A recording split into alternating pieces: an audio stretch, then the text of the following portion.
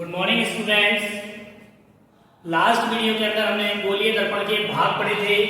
गोलीय दर्पण के भाग जो थे आपने पढ़े थे ध्रुव, मुख्य अक्ष, मुख्य फोकस, वक्रता केंद्र, वक्रता त्रिज्या, फोकस दूरी। और आज हम इन भागों की सहायता से किरण आरेखों का उपयोग करके गोलीय दर्पण द्वारा बने प्रतिबिंबों को समझेंगे कि गोलीय दर्पण द्वारा प्रतिबिंब का निरूपण किस प्रकार से होता है। किताब में आपको 222 पेज नंबर पर दिया गया है हेडिंग किरण आरेखों का उपयोग करके दर्पणों द्वारा प्रतिबिंब का निरूपण किस प्रकार से करते हैं। तो कुछ पॉइंट हैं, इन पॉइंटों की सहायता से हम किरण आरेख बनाएंगे। तो पहले 4 पॉइंटों को हम समझ लेते हैं, ये 4 पॉइंट किस प्रकार से हैं, फिर इन्हीं की सहायता से हम गोलीय दर्पण का जो गोलीय दर्पण द्वारा प्रतिबिंब बनते हैं उनका निरूपण करेंगे। ठीक, पहला पॉइंट है, पॉइंटों को हम क्लियर कर देते हैं। पहला पॉइंट जो आपको दिया गया है, सभी बच्चे ध्यान से पढ़िएगा। पहला पॉइंट पढ़ लेते हैं। गोलीय दर्पण पर जब मुख्य अक्ष के समांतर प्रकाश किरण आपतित की जाती है तब यह परावर्तित होकर मुख्य फोकस से होकर जाती है अवतल दर्पण में, अथवा मुख्य फोकस से आती हुई प्रतीत होती है उत्तल दर्पण। पहले तो बात करते हैं दर्पण किसे कहते हैं। दर्पण मैंने आपको बताया था कि गोलीय दर्पण और एक समतल दर्पण। गोलीय दर्पण 2 प्रकार के होते हैं, समतल दर्पण और गोलीय दर्पण। तो गोलीय दर्पण 2 प्रकार के थे, एक था उत्तल और एक था अवतल। पहले हम अवतल की बात करते हैं।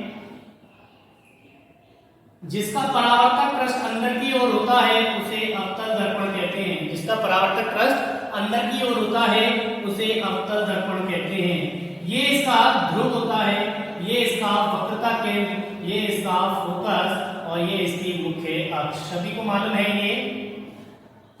ठीक, ऐसे हम बात करते हैं एक दर्पण की ओर, तो वह दर्पण आपका देखिए, ये दर्पण आपका जो होगा आपको मालूम है उत्तल दर्पण की बात कर रहे हैं हम।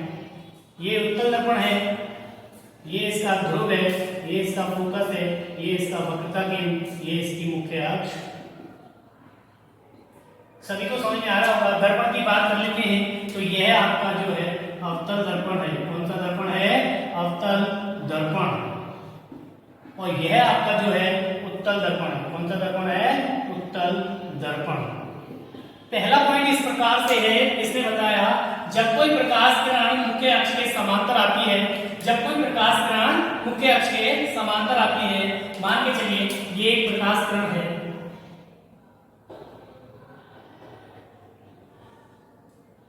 तो ये किसके समांतर आ रही है? मुख्य अक्ष के। मुख्य अक्ष के समांतर है। जब कोई प्रकाश किरण मुख्य अक्ष के समांतर आती है अवतल दर्पण में, तो वह फोकस से ऊपर जाती है। किससे ऊपर जाती है? फोकस से ऊपर जाती है। तो याद रखिएगा, जब कोई प्रकाश किरण मुख्य अक्ष के समांतर आती है, परावर्तन यानी कि परावर्तन के पश्चात वह कहां से? फोकस से ऊपर जाती है। यहां से आई, टकराई और यहां लौट गई। किसके कहां से जाती है? फोकस से जाती है। जब मुख्य अक्ष के समांतर जब कोई प्रकाश किरण आती है तो वह फोकस से ऊपर जाती है अवतल दर्पण में। उत्तल दर्पण में क्या होता है? जब कोई प्रकाश किरण मुख्य अक्ष के समांतर आती है तो फोकस से जाती हुई प्रतीत होती है। फोकस से कैसी होती है? जाती हुई प्रतीत होती है, जिसे क्या कहते हैं? अब देखिए, परावर्तन के पश्चात लौट यहां से आएगी, लेकिन फोकस से जाती हुई प्रतीत होती है। अवतल में फोकस से ऊपर जाती है, उत्तल में फोकस से जाती हुई प्रतीत होती है। ये पहला पॉइंट क्लियर हुआ सभी का। किसी बच्चे को कोई प्रॉब्लम नहीं आनी चाहिए, ध्यान से सुनिएगा। पहला पॉइंट है कि जब कोई प्रकाश किरण मुख्य अक्ष के समांतर जाती है तो वह परावर्तन के पश्चात फोकस से ऊपर जाती है। कहां से ऊपर जाती है? फोकस से। इसमें अवतल दर्पण है। जब कोई प्रकाश किरण मुख्य अक्ष के समांतर जाती है तो परावर्तन के पश्चात वह मुख्य अक्ष यानी मुख्य फोकस से जाती हुई प्रतीत होती है। इससे प्रतीत होती है, इसलिए इसे डॉटेड लाइन से दिखाते हैं उत्तल दर्पण। मुख्य फोकस से जाती हुई प्रतीत होती है उत्तल दर्पण। सेकंड पॉइंट देखेंगे। सेकंड पॉइंट भी इसी प्रकार से है, सभी बच्चे ध्यान से देखिएगा।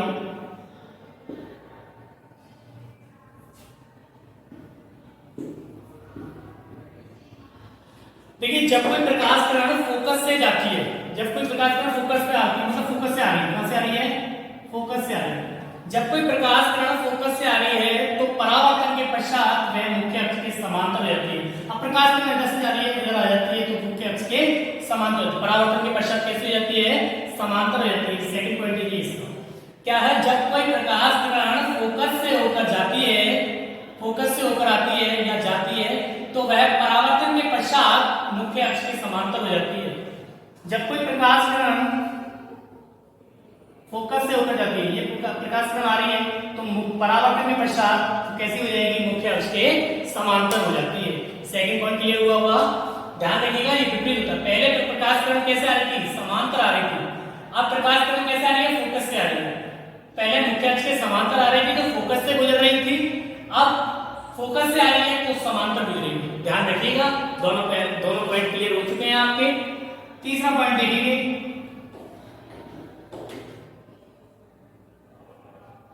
तीसरा पॉइंट सभी बच्चे ध्यान से देखिएगा कि जब कोई प्रकाश किरण वक्रता केंद्र से जाती है, कहां से जाती है, वक्रता केंद्र से जाती है। जब कोई प्रकाश किरण वक्रता केंद्र से जाती है तो उसी दिशा में वापस लौट आती है। जब कोई प्रकाश किरण इस दिशा में जा रही थी और इसी दिशा में लौट, जब कोई प्रकाश किरण वक्रता केंद्र से जाती है तो टकराकर वापस परावर्तन के पश्चात वापस उसी दिशा में लौट आती है। यहां पर भी देख लेते हैं, ये जा रही थी और देखिए ये इस तरफ जा रही थी और इसी तरफ लौट गई। तो कहने का मतलब समझो, जब कोई प्रकाश किरण वक्रता केंद्र से होकर जाती है तो वह परावर्तन के पश्चात वापस उसी दिशा में लौट जाती है। 3 पॉइंट आपके क्लियर हुए हैं। चौथा पॉइंट आपको देखते हैं, सभी को समझ में आ रहे होंगे, ठीक, किसी बच्चे को कोई प्रॉब्लम नहीं, आगे देखते हैं। चलिए,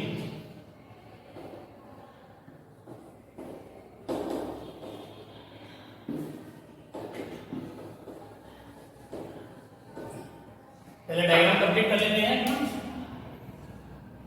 ये आपकी मुख्य अक्ष थी, ये आपका वक्रता केंद्र था, ये फोकस था, यहां पर आपका फोकस था, वक्रता केंद्र, ये मुख्य अक्ष था।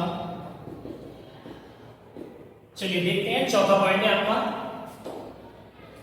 देखिए चौथा पॉइंट आपको क्या बताया है कि जब कोई प्रकाश किरण बिंदु P यानी ध्रुव P पर तिर्यक दिशा में आता है। कैसे आती है, जब कोई प्रकाश किरण तिर्यक दिशा में आती है तो परावर्तन के पश्चात तिर्यक दिशा में ही चली जाती है। तिर्यक दिशा में आती है तो तिर्यक दिशा में ही चली जाती है। ऐसे ही यहाँ पर जब कोई प्रकाश किरण तिर्यक दिशा में आती है तो तिर्यक दिशा में ही चली जाती है। जैसे प्रकाश देखिए, और ये आपने पढ़ा भी होगा, ये एंगल I, ये एंगल R, तो ये कोण दोनों कैसे होते हैं, बराबर होते हैं। तो मैंने आपको बताया था, आने वाली किरण और जाने वाली किरण के मध्य जो कोण बनते हैं, दोनों कोण लगभग बराबर होते हैं, परावर्तन के नियम थे। सभी को समझ में आए होंगे। दोनों 4 पॉइंट है आपके। इन्हीं पॉइंटों की सहायता से आप प्रतिबिंब का निरूपण करेंगे, प्रतिबिंब बनाएंगे।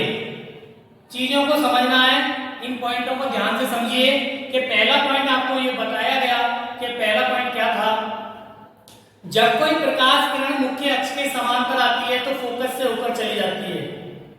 जब कोई प्रकाश किरण